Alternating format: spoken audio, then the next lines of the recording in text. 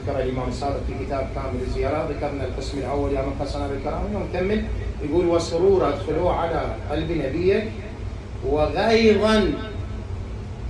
الله، شو كلام هذا؟ وغيظا ادخلوا على عدونا أرادوا بذلك رضوانك فكافئهم عنا بالرضوان. شوف هاي الأدعية. الله، الإمام الصادق اللي يدعي في يوم عرفة هذا الدعاء: واخلف على أهليهم وأولادهم خير خلف واصحبهم واكفهم شر كل جبار عنيد ضعيف من خلقك أو شديد وشر الشياطين الإنس والجن. الإمام يقول: واكفهم شر الجن والإنس واعطهم أفضل ما أملوا من غربتهم عن أوطانهم.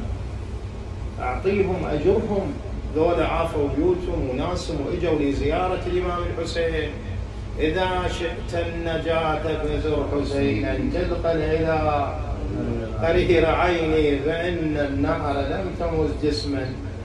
الله عليه غبار زوار الحسين. هاي الرواية اللي إن شاء الله خلني أكمل وياها رواية عن الإمام الصادق اللي راح تجيكم بعد يومين زيارة من عرفة. شو يقول بها الإمام؟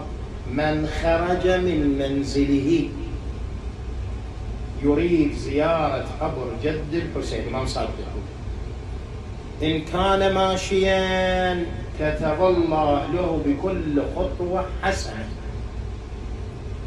ومحى عنه سيئة، وإن كان راكبا كتب له بكل حافر حسنة ومحى عنه سيئة، وإذا دخل الحائر يعني الحضرة كتبه الله من الصالحين، وإذا أتم مناسكه وودع الإمام الحسين بعث إليه ملك يقول له: أنا رسول ربك إليك، الله يقرأك التحية ويقول لك استأنف العمل فقد غفر الله لك ذنبك ببركات الحسين ابن علي. شلون ترد على هذا الملك؟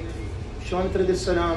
مثل ما علمتنا خديجة لما الله بعث لها السلام وجبرائيل، بعث جبرائيل نزل على النبي قال له: الله يقرأ خديجة السلام وأنا.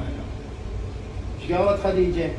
اللهم أنت السلام، أو الله أنت السلام ومنك السلام وإليك يعود السلام، وعلى جبرائيل السلام، وعلى آل محمد صلوا على محمد وآل محمد. اللهم صل على محمد. نسأل